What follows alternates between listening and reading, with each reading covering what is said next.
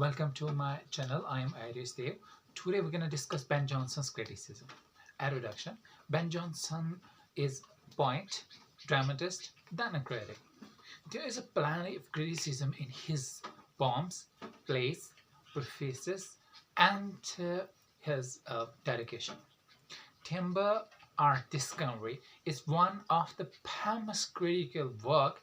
In all his criticism, he wanted writers to write well, not by chance, but by knowingly, but by with having a knowledge. All the Ben Jonson's plays are uh, modeled on the Latin drama, and in his criticism, he follows Aristotle's and Horace. Discoveries is a collection of notes that he made from time to time. So it is biggest critical work of Ben Jonson. Means timber or discoveries. It is called the best critical work of Ben Jonson. So let's have here his classicism. Jonson didn't like the classic for their own sake, but he wanted to raise the English standard or par with the Greek and Latin. English literature, according to the Ben Jonson, had passion, imaginations, and expression in excess. Even Shakespeare had everything in excess. Jonson found well-tried law in poetics. In his note, he talks about the need of unity of action and unity of time.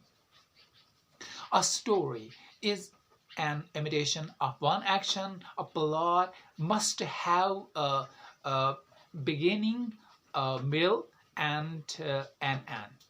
Action in a comedy or tragedy should be fit. It should give rise to the conclusion of the play. Jonson says that play can exceed the 24 hours time because life has so many digressions, so art can also have digressions. Every part of a play should be one and whole. Qualification of a poet. Jonson, like Sidney, called a poet a maker or a painter.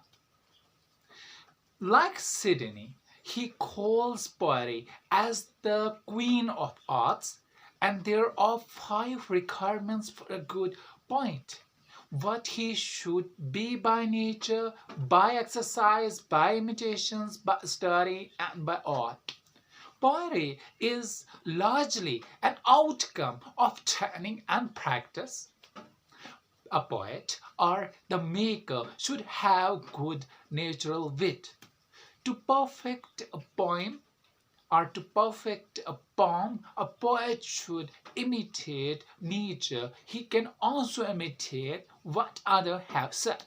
Jonson also asked the poets to study, and he believes in Bacon's statement. Bacon has made a statement, and in the statement he said, reading maketh a full man. He follows Aristotle and Horace and says that art can lead a poet to perfection.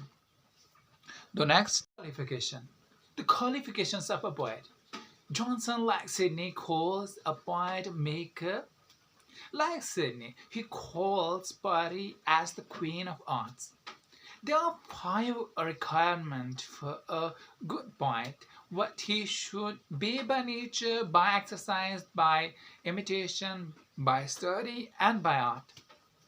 Poetry is largely an outcome of training and practice. A poet or the maker should have a good natural wit. To perfect a poem, a poet should imitate what he should imitate. He should imitate the nature. He can also imitate what others have said. Jonson also asked the poet to study. He believes in Bacon's statement, reading maketh a fool man. He follows Aristotle and Horace and says that the art can lead a poet to perfection. His observation on style. Ben Jonson is against the Elizabethan use of extravagant expression. He has no use for words for their own sake. Words mean thoughts. Words are like the relation between the body and soul. Words are lifeless without souls. It should be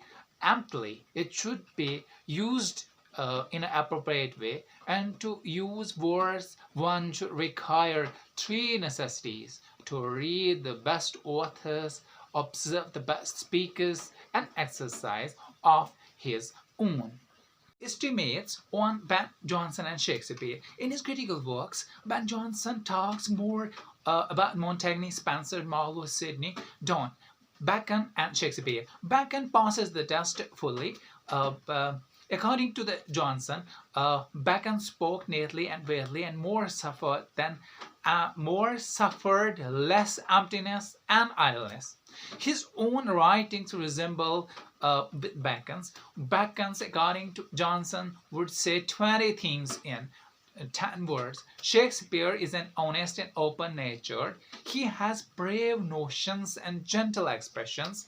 He has powerful wits, and he frames his own rules with his own wit, and he succeeds.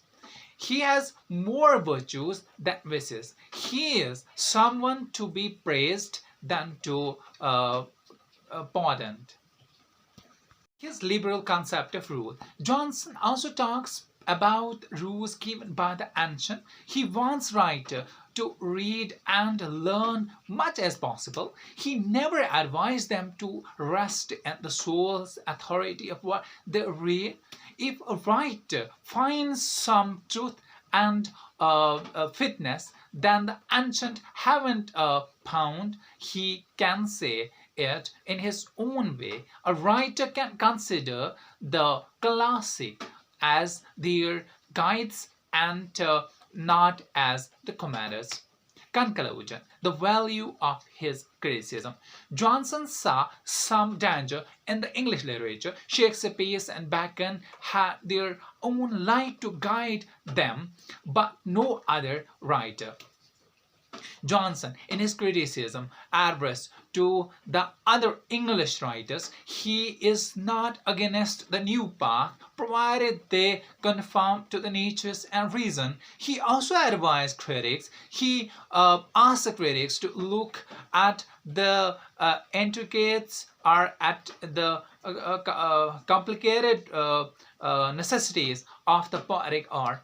To judge a point, one must be best poet, and to sum up Ben Jonson's criticism, we can use the word, the code, the necessity of the submissions to code of conduct both on the part of the writer and the critic. Thank you very much, and please subscribe to the channel, share my videos, and also comment your view here below the video. Thank you very much.